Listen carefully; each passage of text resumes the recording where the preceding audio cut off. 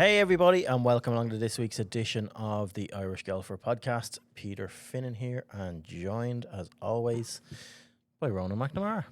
How are we? All good now, and yourself? I'm good. I got a tan. You got a bit of a tan, you've been away. I have. I was at the Rolex Grand Final in Alcanada. Not the week I would have wanted, but got the weather that I wanted, so I can't really complain. Yeah, well, it's good to get out of this. It's been horrendous the last week. Haven't noticed. Haven't noticed. Well, anyone that has noticed, if you're looking to have a look in the market for your energy needs. Oh, what a segue. We're getting good at this. Flowgas.ie. So the big three, which are not Bose, Pats and Rovers. Rovers aren't even in the big three. It's gas, electricity, solar. Get in there. Did I get it? Good at this. Yeah. So if you're looking for household, commercial or business plans, do visit flowgas.ie. Great time of the year to be shopping around and looking for a good provider for all your energy needs. Like we call out every week, they support golf at every level in Ireland. So if you are up for renewal or you are in the market looking at some solar options for 2026, do give them a chance. That's all you can ask of someone. Just give them a chance. They give golf a chance, so give them a chance. Visit flowgas.ie for all your energy needs. So, you got a bit of sunshine, so you're happy out. Yeah. Not a bad way to spend a week watching some decent golf and spending time with good people. Oh, that's what it's all about. We'll get stuck into that tournament. I suppose we can't not start with a tour winner. So the Hong Kong Open, I think 15 live players lined up in this. It was like an off-season live event, but everybody hunting down what are those lucrative major starts on the Masters and the Open Championship for 2026. And Tom McKibbin, lo and behold, Tom McKibbin. Yeah, a very overdue win, you'd have to say, given how well he's played this year. In fairness to him, romped to a wire-to-wire victory by 7 shots, 60, 65, 65, 63. Just, an absolute cut above everybody else, and deservedly won, and, earns a debut now at the Masters and a third Open Championship appearance. And with the two Deep World Tour playoffs to come as well, it could be an absolutely sensational end to his year, which really, really will set him up for 2026. It's unreal. It is unreal to have this. I don't want to start this off by saying I told you so. I wouldn't go that far. I would have agreed with you. You agreed. No, you did agree. In fairness, we're looking at for the next 2 weeks. I think he will stay. Tom is one of those streaky players. He will stay in this hot streak. Looking through his stats in his bag and what he's done, he has made a few little. He is a pure gear nerd. He loves his golf gear, especially his putter, and he's got a putter in there that's working now. He has a similar type putter that John Rahm uses, the Rossi, that he has in the bag since the Dunhill actually, and we went through the ups and downs of the Dunhill of what went on there, but he had a really, really good week, and he was kind of done out of it by the draw and by the weather and a few things, but his stats have been off the chart since then. We highlighted how important it was a few weeks ago when he avoided going to India and stuff like that by the finish he had the previous week. I think he had a third place finish previous week, and it gave him a week's rest that he needed. He comes out, wins this in such impressive fashion. I get up and I watch this. Very hard to find this on TV. I know. Even on the dodgy box. Even on the dodgy box, it was really hard to find. But I got it in Spanish. I watched it in Spanish. I got up at about 4:30, 5 o'clock in the morning on Sunday morning to watch the final round. And it was so impressive to watch. It's one thing you can't put into context as to winning is winning, but how you win is a statement in itself. There are not too many people, especially not too many Irish people, golfers that go and make a statement like he did. To close that out on the Sunday, he's a shot clear. I know it's not the greatest field in the world, but there's some really, really top quality players chomping at the bit right behind Tom. And regardless of how you dress it up, field-wise, winning is hard. Not the way Tom McKibbin performed. He lapped the field on a Sunday. And it's something that I did refer to in the past, that he has that Sunday gear that has always separated him. When other people seem to be worrying about what's going on around him, Tom just plays golf and he executes. But that was a flawless Sunday performance. I'm not sure if you caught any of it, bar the results, or watched any of it. I watched some of the highlights, yeah, and the way he did it was just so impressive. And the way he won in 2023 as well was really impressive too. So he obviously has that He has knack. that gear. He has that knack when he gets into contention that he doesn't back off. And from a broader perspective, you'd have to say, like when he joined Liv, I think a lot of people were fearing that, you know, he's the new kid on the block in Irish golf and we're still at the getting to know you sort of stage. And maybe people thought he might, I don't know, disappear into obscurity or away from, like, you know, our mainstream golf news. But like Liv has worked for him. He'd maintained his world ranking throughout the season. Up, like, his DP World Tour starts have been excellent. 4th, 5th, 15th, 11th, 20th, 3rd, 6th from 8 appearances. Now he's up to a career high ranking of 85th in the world. Like, top 50 is not far out of reach with 2 good weeks this week, or at least the top 60, 65. So, I mean, this has been coming. You could see in his performances all year that have been coming, maybe not getting the reward because of the no ranking points, but, like, you know, Data Golf have him at 53rd in the world, and that's before they factor in his win on Sunday. It shouldn't surprise anybody that he's won and won so comfortably either, because we have seen it in the past. He's on Sundays, like, he's well capable of chucking in a 65, you know, like they're going out of fashion, and that's why he's been able to be such a contender on the Deep World Tour over weekends. And it was only a matter of time before he was going to break through the door again. And we said it in 2023 would be the first of many wins, but I think this will definitely be the first of many wins, because his form over the last 2 years has been just so consistent. Yeah. Like, the thing that annoys me, and like, there are people that come at us, like, I went out, like, making statements a couple of weeks ago that he is on a level, if not better than Lowry, and he's in that sort of top 30 player to, like, at least top 50 in the world. And I got a bit of abuse from people for saying that on the pod, and I firmly believe that he is. And like, you agreed with me at the time. If all the political bullshit between Liv and DP World Tour and all that is sorted out, Tom McKibbin 100% is on the radar for the Ryder Cup in Adair Manor. Oh, 100%.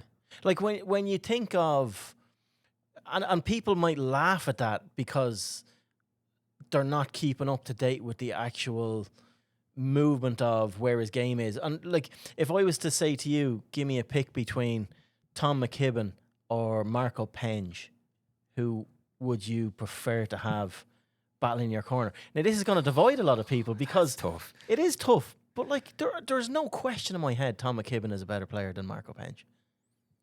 Yeah. Marco's had an unbelievable season. It's very easy, yeah, and it would be very, very easy. Recency bias takes over in this.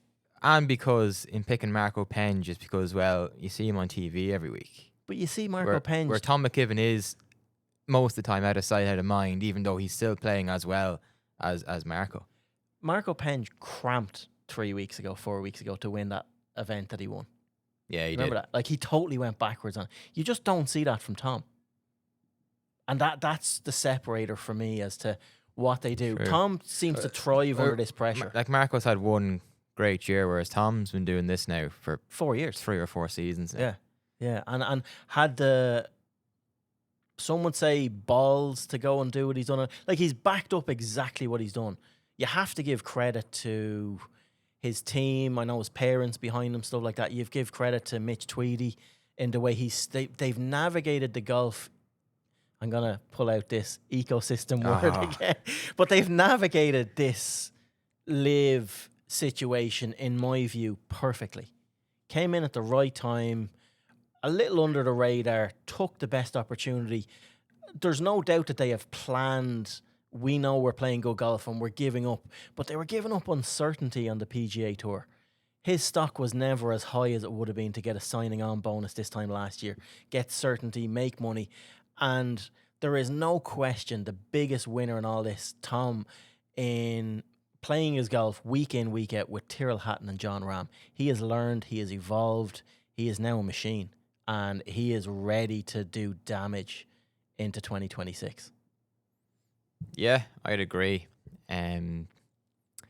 Like Tom, it's been a steady progression all the time, but one of obviously improvement, and recency bias does take over because like the likes of a Marco Penge or one of the Hogarths, they sort of just explode onto the Yeah. scene, where Tom's very, very happy to do his own thing, and hopefully he will reap the rewards because he's into 2 of the 4 majors. I think he probably will get into the PGA Championship as well, and if he keeps progressing up the world rankings and the stars he does get on the DP World Tour, then the US Open is within his reach as well. So all of a sudden there you're into 4 majors for next year, and you're officially like, you know, an absolute top class player.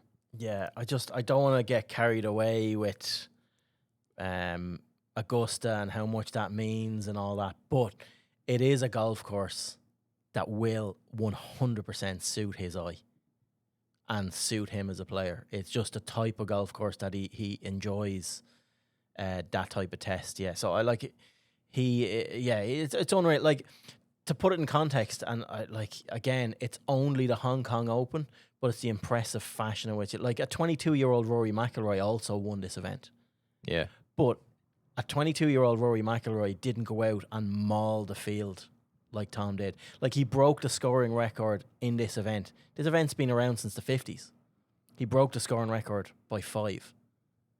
He won doing handstands. Like, he could afford to... He just clipped an iron up the last. Like, he was 8 shots clear, standing on the last, having an unbelievable day of capitalising on great golf. And like, to open the week as well, wire to wire, like you said, to open with a 60, his lowest ever competitive round, and did it in his sleep all week. He is a dangerous, dangerous man. And we did call this out a few weeks ago. He's not going to stop at this. Like, he's had his week's rest. He's now gone out and won. He's going to Abu Dhabi and Dubai over the next 2 weeks to make hay. And he is going to be in the mix in one of those tournaments. Just as an aside, I have a question for you. You sort of half referenced it there at the start between Tom and Larry. So now Liv have a promotions event, and they're actually giving exemptions for data golf rankings. So, you know, I'm gonna use data golf here now. So Tom is 85th in the official world golf rankings, which is obviously a career high. But They haven't published data golf have just done their rankings now. He's up to 38th. Yeah. Which is 3 places above Shane Lowry. Yeah. Would you go along with that? 100% I would. So and I would as well. So who's the more likely to get on the 2027 Ryder Cup team, Tom or Shane? Taking away Shane, recency bias. without a shadow of a doubt. And this is legacy wise or form wise. Legacy wise. But Shane has earned his stripes to be. I'm not going to talk down about Shane Lowry on it. It would be easy to do that. Ryder Cup, there's a lot of experience. There's a lot of, there's experience counts for a lot in that event. But at home, if Europe are going the way that they say they are on picking the team for a dare manner, they've no problem introducing rookies at home. They don't want to do it away. This is ideal. Like, I think regardless, we're going to win in a dare, right? Just bring anyone. Yeah, no, honestly, yeah, bring it to like you say, you'll win nothing with kids, but we should. I think more so a dare. We should be looking at Hazeltine, and Shane Lowry is not going to be around for Hazeltine. Tom McKibbin 100% is, and like, if people think outside the box with your Live hat or your DP World hat or your PGA Tour hat, all this crap will be washed out before a dare manner. You would like to think. And this will all be, there is a danger still that, but this court case doesn't go the way we think it will go, or it does go the way we think it'll go, and the European guys are locked out of Ryder Cup. They just can't let that happen. Tom is the big insurance policy is how integral John Rahm and Tyrrell Hatton are to the European Ryder Cup setup. There is no way anyone on the DP World Tour board, Guy Kinnings or any of them down, or even like to Paul McGinley or guys like that are part of the fold. There is no way they can plan for the next Ryder Cup comfortably without knowing that Hatton and Ram aren't included, and that's Tom's insurance policy. Yeah. It's mad to think they could let those two go essentially for nothing. It'd be catastrophic. It And would. it's not just for those two, it's for the like of Tom that we know. And I think people are starting to come around to the fact that this kid is special. He deserves, like, it is, like I just said there, 22-year-old Rory McIlroy did that. Can you imagine if McIlroy did this in any event? Won wire to wire like that. Like, you expect him to win events. Winning wire to wire. It's rare that Rory comes out a shot clear in the final round and blitzes the field and wins by 6, 7, 8 shots. Yeah, certainly It's just not done. in recent years, whether he was doing it as a young player, I can't quite remember. I'm sure he probably did, but I get what you're saying. The way It's the way he did it. it's getting over the line, but there's also crossing the line as well. And Tom crosses the line. Yeah. He doesn't fall over. He's not like an Arsenal. Yeah. There's little sly dicks going in there. A few Gunners listening going, oh my God, he's gone there early in the season. Mo Salah scores a goal like from an assist from a keeper, and then he's like, all's forgiven. Well, it's like Sergio winning the major. That's what Arsenal are like. 'Cause they're going to edge over the line where there's nothing glorious about it. Yeah, no, but it is, in all seriousness, if Rory did something like this, You'd be raving. you'd be absolutely raving about it. And because Tom is not exposed to the golf that we're served up on Sky Sports week in, week out, people overlook it and people doubt it, and he Probably thrives no in harm this. either. Go under the Listen, radar. yeah, but he's well and truly in the radar now. It's all about the politics of the game, of what he can, like, he has now navigated his way around to be in 2, probably 3, more than likely 4 majors next year, the way the world ranking system's going. But he knows he still has a bit of work to do over the next 2 weeks. He can guarantee all that in the next 2 weeks. And, you know, you win one of these events, either Abu Dhabi or Dubai, can you imagine the shit show of a headache he's going to cause DP World Tour if he wins one of these events, on the political system the way it is, on banning guys, on legislating guys, like, you know. Yeah, well, I had the 2 DP World Tour playoff events sort of earmarked for him, and I have for a few weeks now on the podcast. Just thinking that they're events that he could do well. Like, his record at the DP World Tour Championship was very, very good. So I had him actually as one of people who'd be most likely to maybe win and end that winning drought that he obviously ended last week. I just wonder as well, like, he doesn't get the same, you know, coverage as you would do if you were on the main tours. Well, that's probably a bad way to phrase it, but like being in Spain, I wonder what the coverage was like here, because was it on radio? Was it in the sports bulletins? I'm not 100% sure. Yeah, well, that's the thing. Not many people will have seen a shot of this. Or So we're making a big deal of this now, and people are listening to this. They might well, I'm sure they probably know he won, but don't understand the significance of it. and the magnitude of how he won. Yeah. Is what we're trying to get across. I just like the way they, and I gave his parents and I gave Mitch Tweedy a shout out earlier on. Even the stuff that you don't think about, like, he's 22 years of age, right? He's gone through 3 caddies. He's not afraid to change. He's moved from a TaylorMade to a Callaway at a time just after winning on the DP World Tour. Changed equipment manufacturers. He wasn't happy with that. He's gone through an evolution with a few caddies. He's not afraid to make big changes that he knows will get him that extra millimeter closer to where he wants to be. And even in his caddy now, like, caddies get abuse. Ricky McCormack has done an unbelievable job on his bag over the last season. Because there were big boots to fill. Dave McNeely that was there before, Chris Selfridge.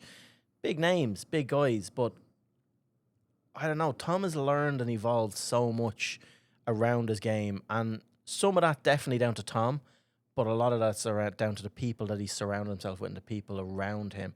He's hit the perfect formula for, I think, moving on, and it's great to see. I'm ecstatic. Couldn't be happier for him, his family, that whole team behind him, because you know he has another gear. You know he's thriving in this, and you know he's gonna.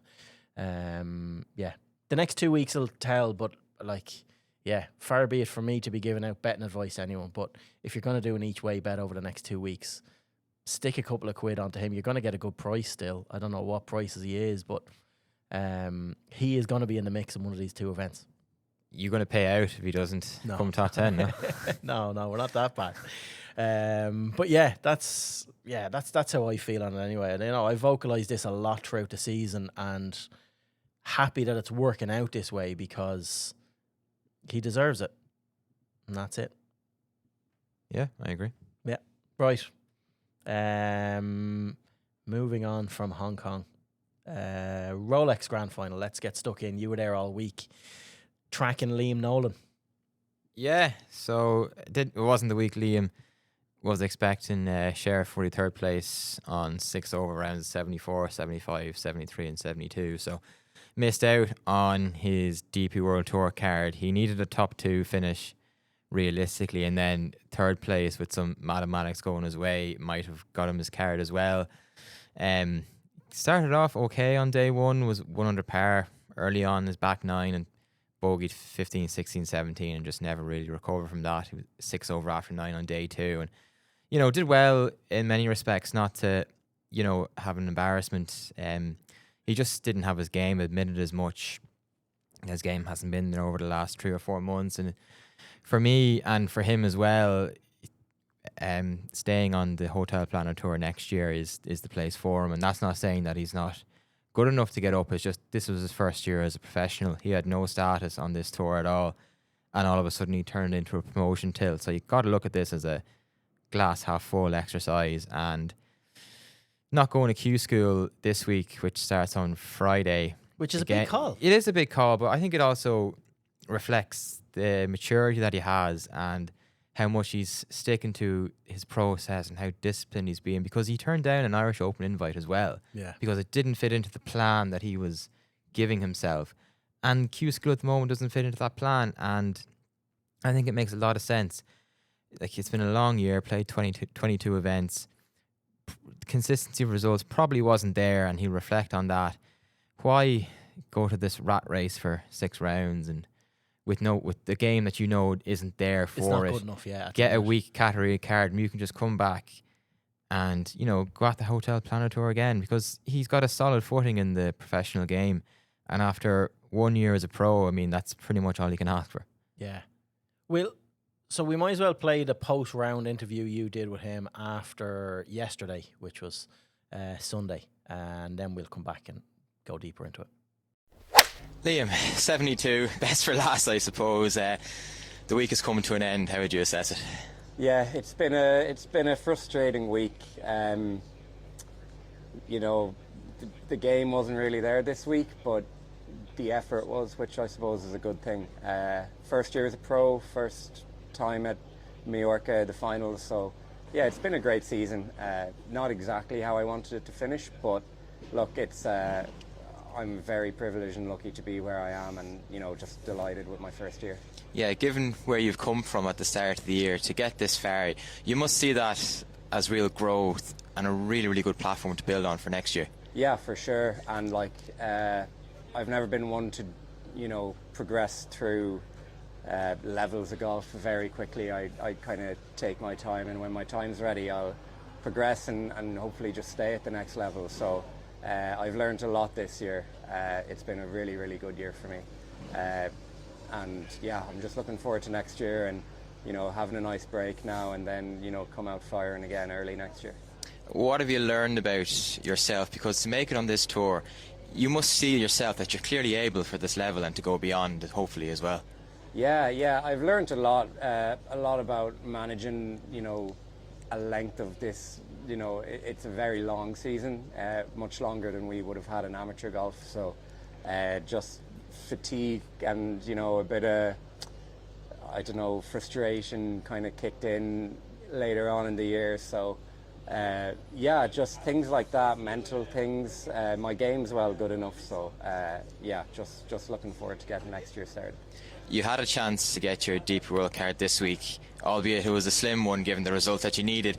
Do you maybe look back on the second half of the season as maybe where it just cost you a little bit, the run of results? Oh, for sure. My game hasn't been there for a few months now, but I can say that I had no regrets in my preparation, in my scheduling. It was a tough decision, for instance, me not playing the Irish Open this year.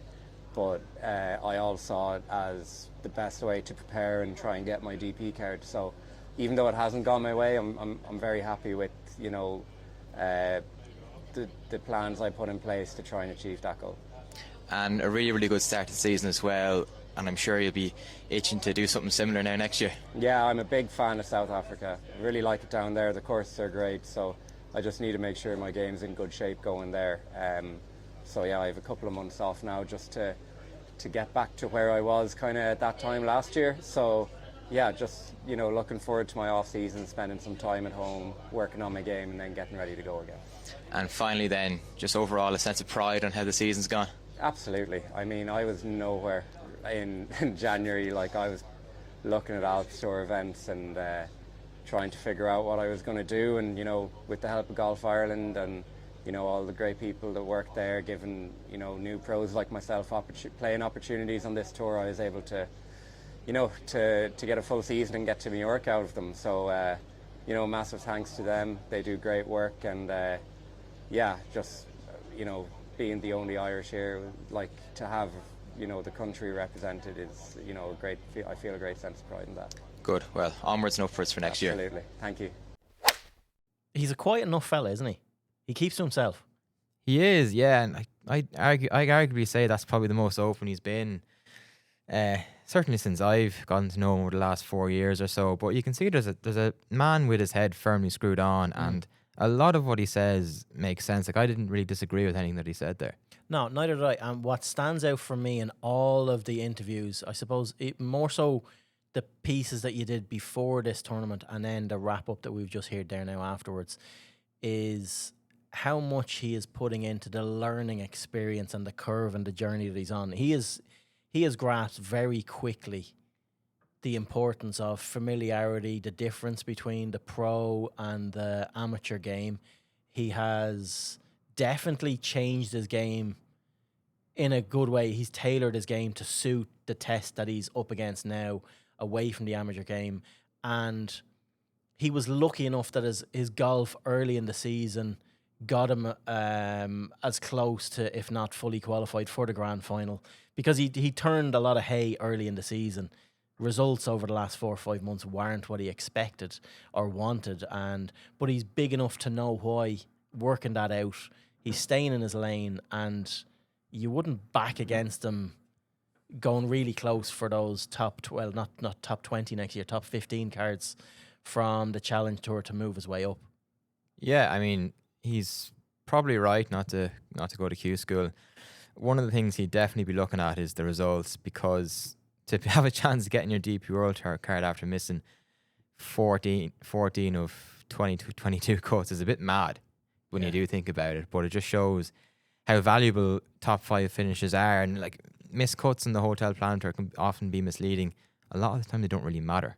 Yeah. Because you can just double your points with one good week, and that's what he managed to do early on. Like, watching him play, he hasn't had the swing at all for the last 3 or 4 months, really, since the Irish Challenge. And even then, that was a tied 19th place in the middle of a load of missed cuts. I think he missed 8 of his last 11 cuts.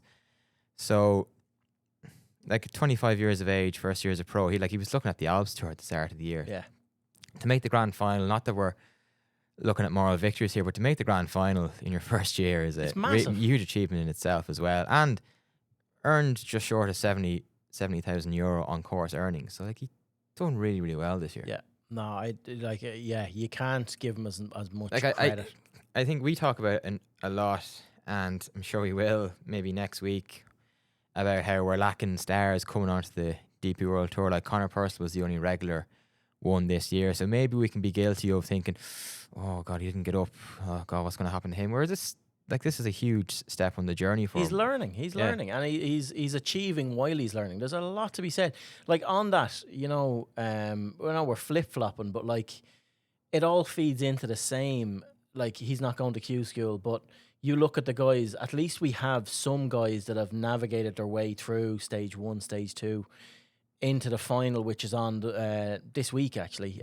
So we've Max Kennedy, Cormac Sharvin, Mark Power, John Ross Galbraith, all advanced from stage 2, and Conor Purcell obviously dropping back from that. So, like, We have there- contenders. there are ups and downs, exactly, and we do highlight the gap at the top that we say, but these are the players that we have been hanging a lot on over the last few years. And you add into that then guys like, all right, Mark Power has done what he's done over the last couple of weeks on clutch as well. A great win there. Won that Order of Merit, has guaranteed his hotel planner card for next year. And then you've Jimmy Sugru as well coming back into the fold, you know. Like, and him getting his hotel planner tour card is massive. It was it was make or break. He said it as much himself, and a lot of our lads see this tour as the holy grail, more so than Q School, because of the strength of cards you can get from here and the success rate of graduates who not only keep their card on the DP World Tour but go on to bigger and better things. So you only need to look at the likes of Marco Penge and Christopher Wrighton and Matteo Manacero coming through. I'm sure I probably left out Jesper Svensson. Like, this is the tour to progress from. It takes time, and this is why, you know, the Golf Ireland grants that they give out to Team Ireland stuff, whatever, 35 grand a year that they give to X amount of players. It just highlights the level of time that we need to invest in these young men and women. It doesn't happen overnight. There needs to be a 5 to 8 year plan. I know a lot of people will be screaming saying, how long do you back these kids before? But like, Sugru is case in point in this. Like, 2019 won the amateur out here in Portmarnock, then was absolutely like dicked by COVID. Absolutely done. Got his Masters appearance, got all that.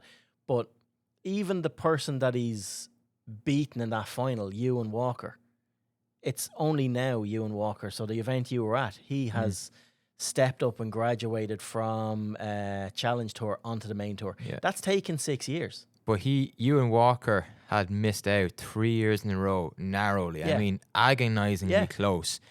And each year opted to not go to Q School. Yeah.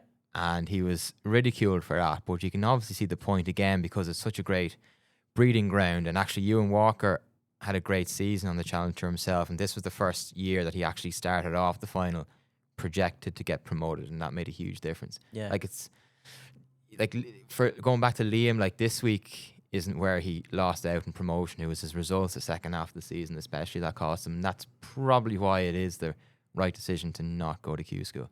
Yeah, and like, of the 5 that we have highlighted there going to,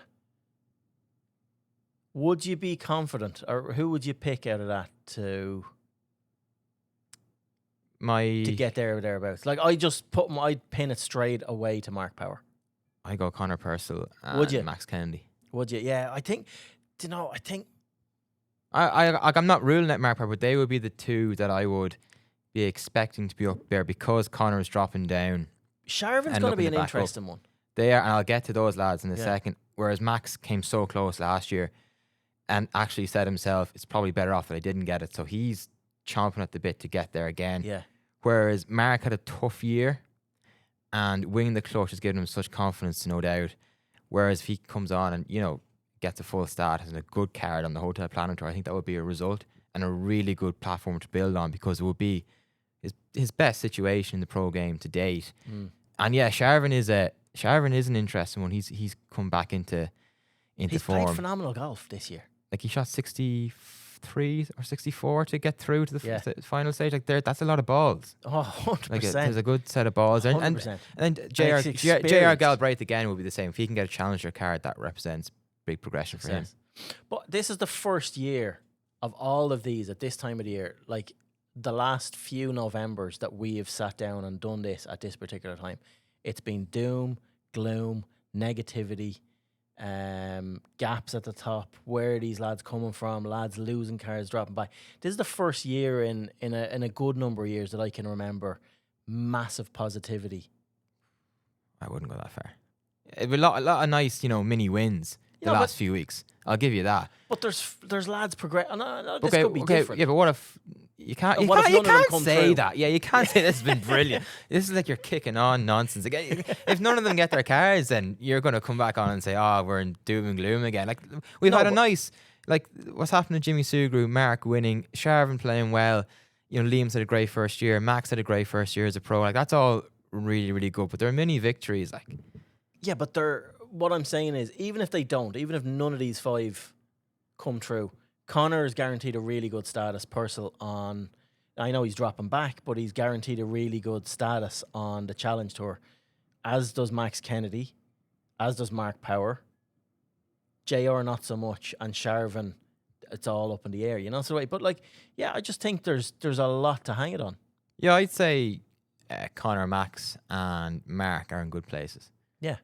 Like, if they miss out, I wouldn't say it's all doom and gloom, but I'm just saying there's a reality where we don't have anybody on the DP World Tour playing regularly next year. I mean, like, who's going to cover the Soudal Open?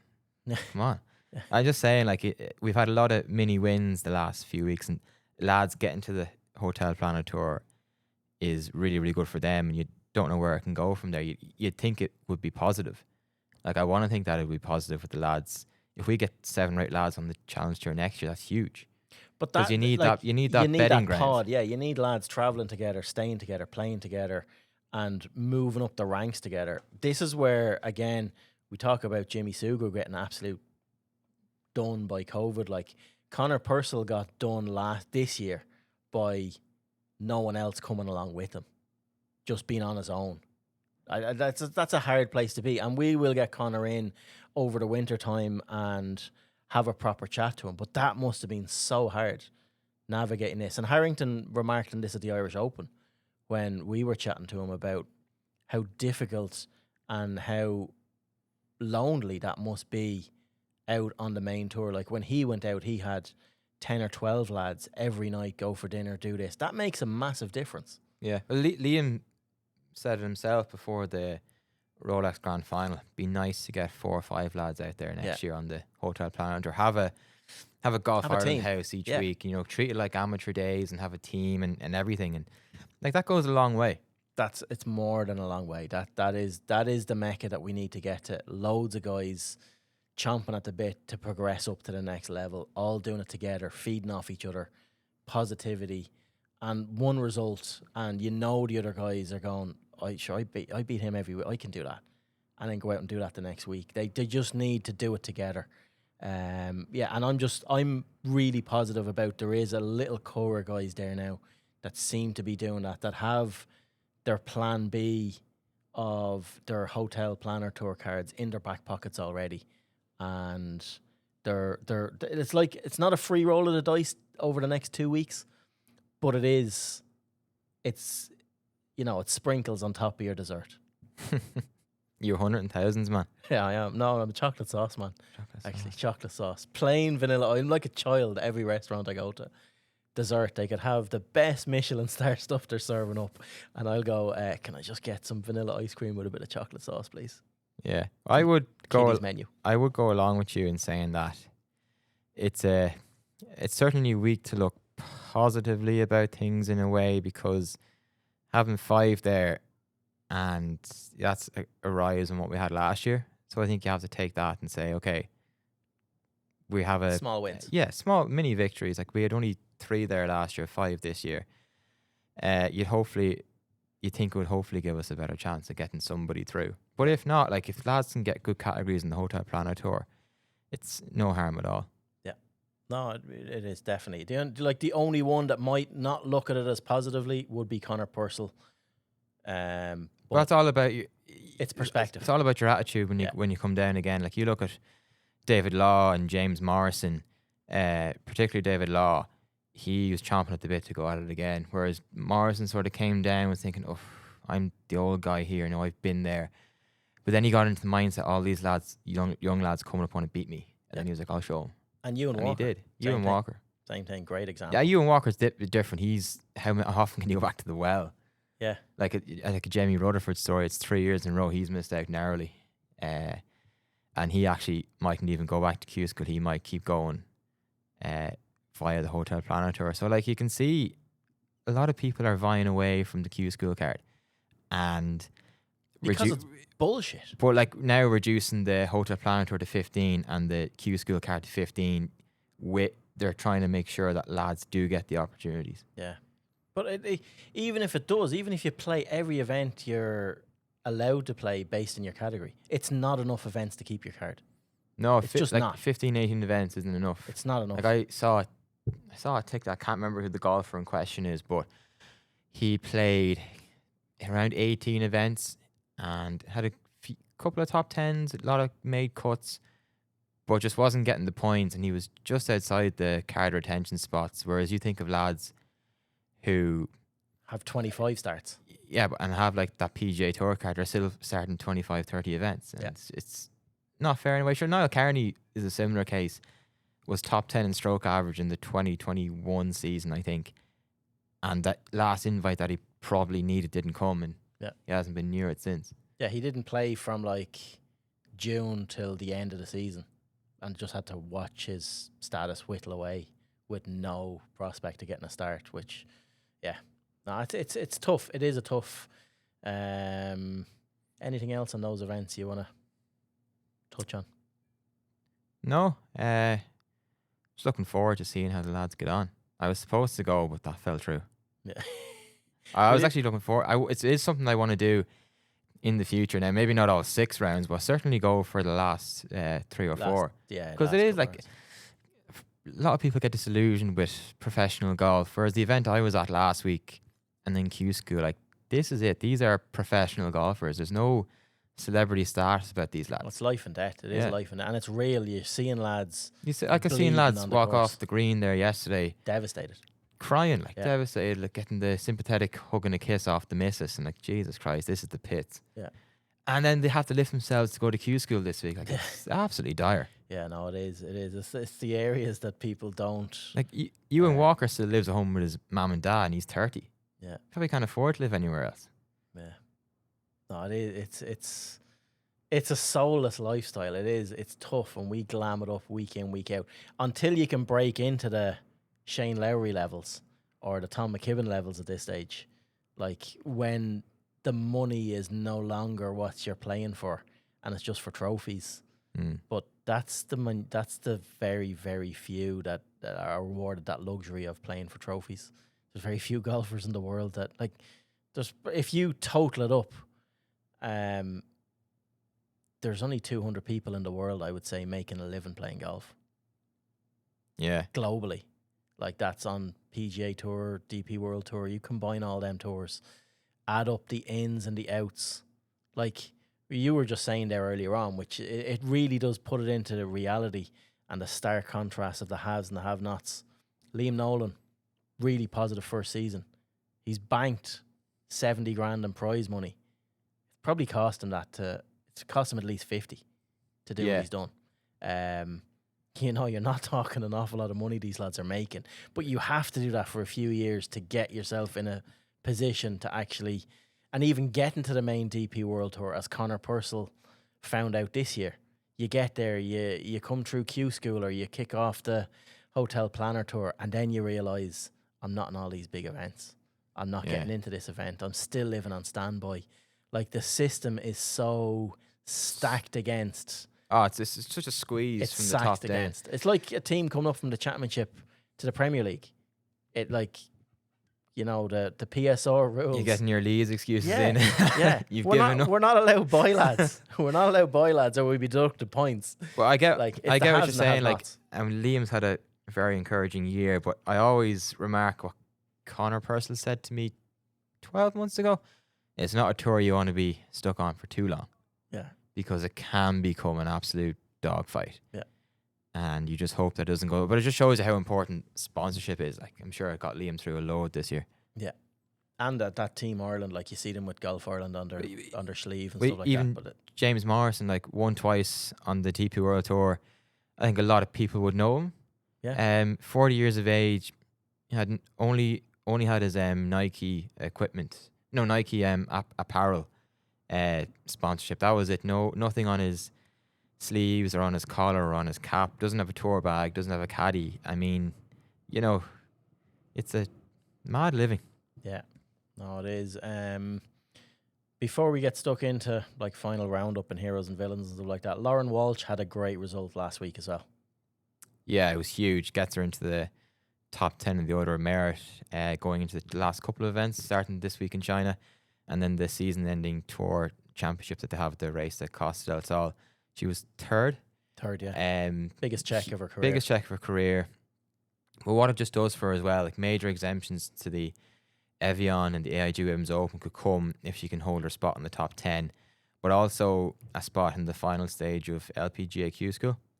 And she missed out on that a couple of weeks back. She played in the final series qualifier, didn't have a good week at all.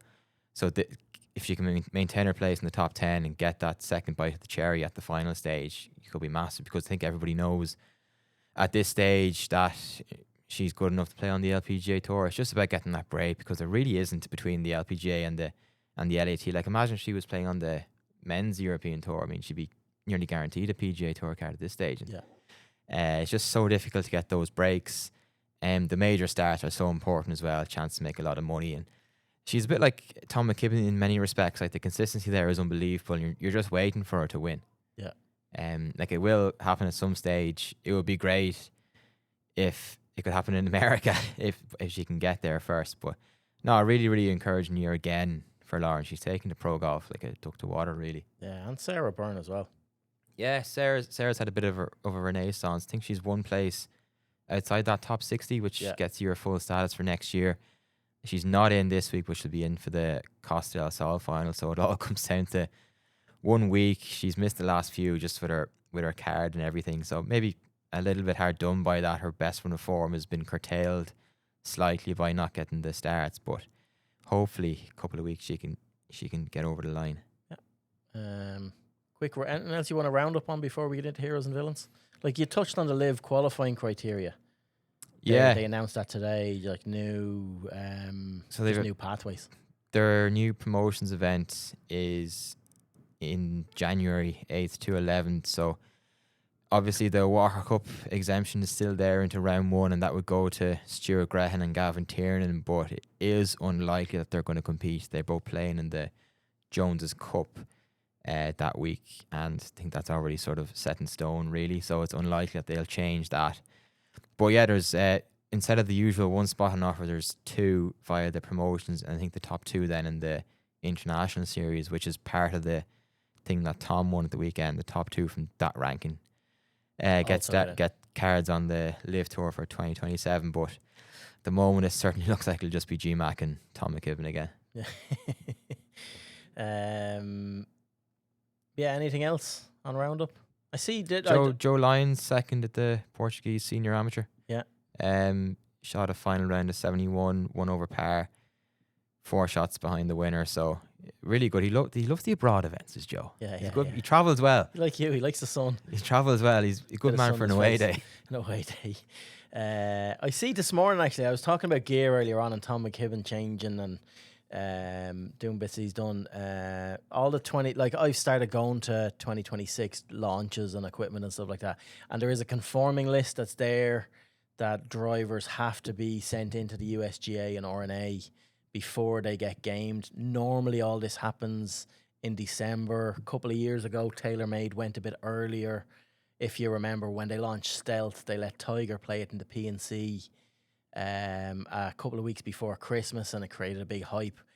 It is becoming a bit obvious to me that TaylorMade have been working away. So on the conforming list today, as in this is Monday, we're recording this, I got a ping this morning on stuff that I normally get on any new additions and stuff like that. So TaylorMade stuff for next year have actually dropped onto the conforming list today. So 3 different drivers, the TaylorMade QI4D, the QI4D LS, and the QI4D Max have dropped today, which timing-wise is months earlier than would normally happen, obviously. But if I'm joining the dots, Rory McIlroy has not agreed with the QI10 this year. The QI35. Or QI35, sorry. He's still gaming QI10. So 35 just has not agreed with him, for want of a better way. I don't know. They just haven't been able to find something for him. He's down to play Abu Dhabi and he's down to play Dubai, obviously, in the next 2 weeks. And it's all pointing towards he's going to gain this new product, which is a real good news story if they have found something that he really likes or he's had input into it and it's a driver that he's going to stick with for next year and there's no questions around it. So, yeah, it's just a little side. Yeah, and adding to that, there are, like McIlroy uses the 2019 version of the TaylorMade ball, TP5. Yeah, you're not meant to say those things out loud. Yeah, I know. But The new balls are brilliant. Everyone, they're great. They're great. They're But like unbelievable. even like they all have lovely but balls. he's not the only one. Like a lot of the pros are using older models. Like I don't think Ludwig Oberg has touched the Titleist GT models at all. Well, he tried for a couple of events. Yeah, it's just And like I know Victor Hovland isn't the easiest man to get a ping driver into his hand either. So Yeah. like there is like it's mental how they bring out everything state of the art technology, and golfers are just so fickle. sure, like Tom McKibbin. We go back to Tom McKibbin. Obviously, Callaway, true and true. He's a full brand ambassador, playing for a Callaway team pretty much on live. Like the changes he's made over the last few weeks in his equipment as well. He's still in the Paradigm AI Smoke. He's not using Elite driver. You know, I don't want to go too, but a big part of the changes that he's made over the last while, he's using a Titleist Pro V. You can't say those things out loud. But he is. He's using a Pro V. He started use a Pro V not too recently ago, not too far in the recent past. He is using a couple of Callaway wedges, but he's also using the Titleist SM10 60-degree wedge. Like these little things that you just don't think. So like he has access to everything, and that is what. But that is like you hit the nail on the head. The most used Pro V on tour is the 2019 Pro V. Yeah. It's just the way it is. It was just a perfect wheelhouse for whatever guys like the look and feel of it.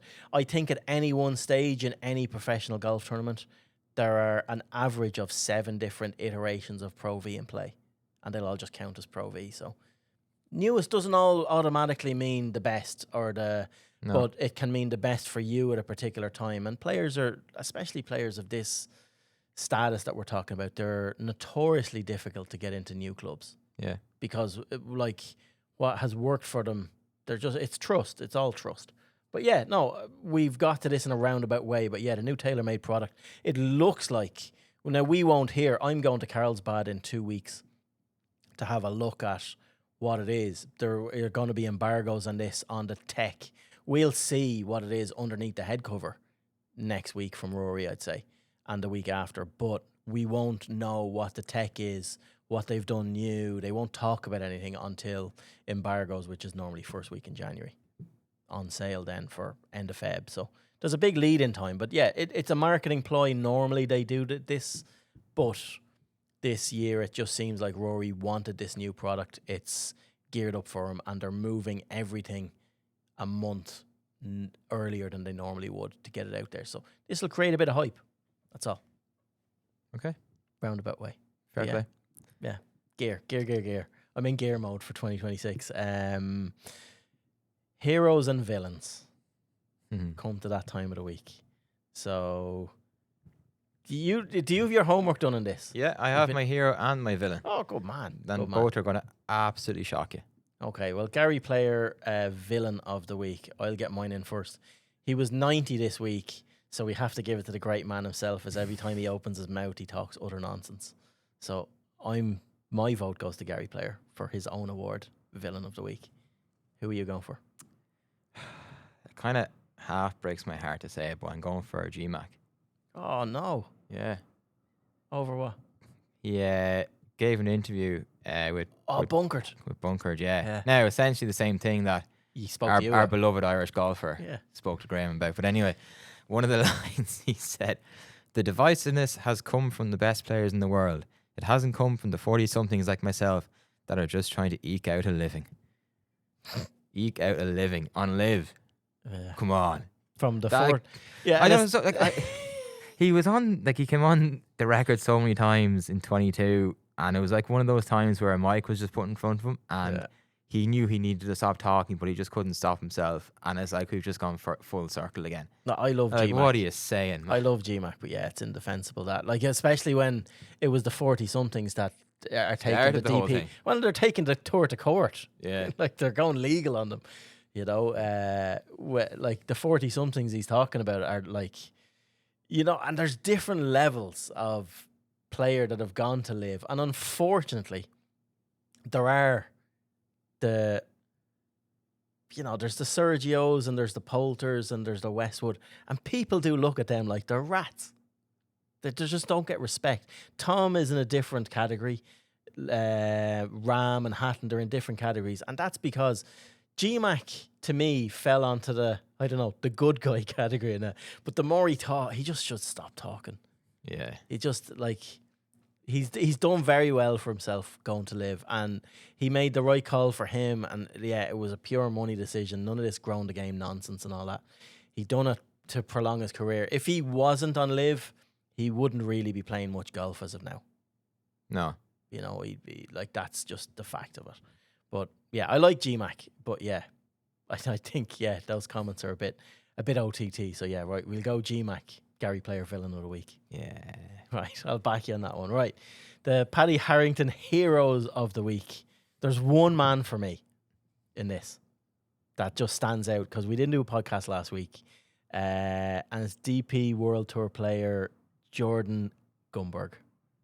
Oh yeah, Mr. Holeout. Mr. Hole Out. So anyone that missed it last week, he holed out an eagle on the final hole to maintain his card in Korea. So he's 30-year-old American. He literally had to jump. He needed to finish 14th or better to jump from 127th on the list into the top 15 who kept their tour cards. It wasn't going great for him. He was languishing outside that number anyway. Left himself 75 yards to the hole on the last and hit a lob wedge. Couple of bounces, trickled down the hill into the hole, got himself inside that number and ended up maintaining his tour card. Like an unbelievable story, and just broke down on the fairway. Kind of knew what he needed to do. It boils back into what we were saying earlier on about the status and the category you have and stuff like that. No one played more tournaments on the DP World Tour this season than Gumberg. He made 34 starts. He only missed one event that he had an exemption for the whole season, which is an unbelievable amount of golf. He missed 16 cuts, including 11 of his previous 13 events leading into that grand So he final. was on the slide. So he was absolutely on the slide, and goes and get it done like that. Like, there is no more of a scenario of Randy Marsh putting his balls into a wheelbarrow than this lad walking off the 18th after doing what he did. That's a South Park analogy for anyone that doesn't get that. But yeah, phenomenal. That's my Hero of the Week nomination anyway. Trump that. I won't be able to. Mine's Issa Nlareb. There you go. G4D player. Oh, yeah, go on. So he got bacterial meningitis years ago and lost both his legs, and he doesn't have any fingers on his hands either. So he's playing the G4D tour with Brendan Lawler and gets up anyway. And he's 6'3" or 4. And then he straps his left hand to the driver, to the grip of the driver, and just lets this swing. And oh my God, 350 yards minimum. Like, he was about 100 yards ahead of Brendan. And then so this is on the 16th, and I was like, Jesus Christ, that's unbelievable. And he hit a poor enough second shot, nearly degreened his putt, and then holds like a 10-4 back down the hill. It does a horseshoe round and drops, a bit like McIlroy at the K Club, and he just breaks into this dance. It was so good, but I know it's not going to win. No, it's not going to win. On the G4D, right? I'm glad you brought that up. So that was obviously on this week as well. Brendan, Kip Poppard obviously won. Yeah. Yeah. Brendan finished second. Third. 12 over. 12 over. Like, has this run its course? Well, considering this used to be in Dubai, and they would get to lift the trophy and have the trophy picture alongside like Ram or McIlroy, whoever won the DP World Tour Championship, yes. The fact that it's reduced from 9 events to 5, yes. Still no prize money. Most of the events you're played on the Monday or Tuesday away from the main event. This is what was great about the grand final, is they were played actually in the tournament with the Hotel Planet Tour players. They played Thursday, Friday, Saturday out before them, so at least they feel like they're part of it, and they come up 18. There's a the hospitality bar. There's a little grandstand. They get a nice reception as well. So it felt like they were a part of something. They But never yeah, got that on the DP World Tour. And never. The erosion of, like you've highlighted there, and this is what I wanted to highlight, of this is the first time ever it's not been in Dubai at the grand final that they've got the top 10. There's lots going on with this space in golf in the G4D. And I did see Brendan coming out about money and sponsorship, and I'm all for that if they can find its place, but commercially it's just so hard to get this, and it's such an evolving space in golf. When, like, since we recorded this as well, since we recorded our last, Ian St. John won an event a few weeks ago out as well in his category, and it's the divisions and the classes and how they segregate different disabilities, and it's a minefield really, isn't it? Yeah, it probably needs to be streamlined in a way where everyone is put into maybe 3 or 4 different categories. And I feel for Brendan. I feel for these guys because they are athletes. They are superstars. Yeah, like, well, Brendan is a superstar. Kip Poppert is unbelievable. Like, I have never been as impressed on a golf course watching like Juan Postigo or someone like that. You know, with one leg going around. They hit doing golf the thing. shots you wouldn't Dream just, of being able to hit. Not a chance. Like, they are elite golfers and they are so good. It's just, I don't know. And it's not that I agree with it. I'm asking you an open question of, has this ran its course? And the way the DP World Tour are minimising some of it and kind of putting it at an arm's length and moving it away from the main tour, it doesn't get the highlights it got before. It's been eroded away, and I can understand the frustration of Brendan in the interview that he gave to you during the week of, we're still not being paid, and now they're getting less of a platform. And what that's going to do for the like of Brendan is, you've less of a platform on a really big stage, means you've less eyeballs, means sponsors will say, what's the point? Yeah, and like And as that's he a said, this is their livelihood. Like, It you is know. their livelihood, yeah. And that's tough. That's a tough. There's enough money going around the top end of the golf game, the game of golf, that there should be something funneled into stuff like this. Yeah, but sure, he had to raise his own prize money We for put a team into it earlier this year. We played with Aidan O'Shea actually Yeah, and Mike Brown. and Mike Brown. That was last year. Was it last year? Yeah, Yeah. so it was last year. That's funny. So yeah, it's tough. It's tough. But yeah, it is. It's on the slide, unfortunately. I don't know what it's going to take to get that back. But if the DP World Tour, who control the eyeballs and control the stage that it's going onto, are downgrading and doing less events and then introducing the net stuff as well into it, it seems like it's been washed out. Yeah, it does. So yeah, hate to end it on a negative note, but yeah, that's our heroes and villains. Is there anything else you want to touch on before we go? Draw a line under it? No, don't think so. Bang on the hour mark. We're good at this. Lads doing their 10Ks. Touch and go there. Out doing our jog, out lifting weights, doing whatever way. No, we do really appreciate it. We've got a lot more feedback over the last few weeks. Normally it's when we don't hit record in a week that yous all come at us. Where's the podcast? Where's the podcast? Especially the clowns I play golf with week in, week out, Mick and Niall and Elmo. So yeah, so we're gonna be back more consistent. We did get a good podcast in the bag last week with Quaylen Rafferty. You will see a print magazine out next week with that in it as well, that interview, but we will have the Quaylen Rafferty stuff. We were holding it back to just to coincide with the print magazine going out, and then we've plenty of guests lined up for over the winter. So when we don't have tournament golf, we've plenty of people lined up that we'll chew the fat with over what's gone on this season and looking into next season. So yeah, we really do appreciate it. If you do like the podcast, do leave a comment, subscribe, leave a review on whatever platform you do it on, and yeah, do reach out. Any feedback you have at all, we really welcome it. We're trying to evolve this and get a lot more consistent with it into 2026. So yeah, from me, Ronan, sorry. Cheers for tuning in, and yeah, thanks to flowgas.ie for all of the support throughout the year as well. Do give them a look, flowgas.ie, and we will talk to you again next week. All right, bye for now. Good luck.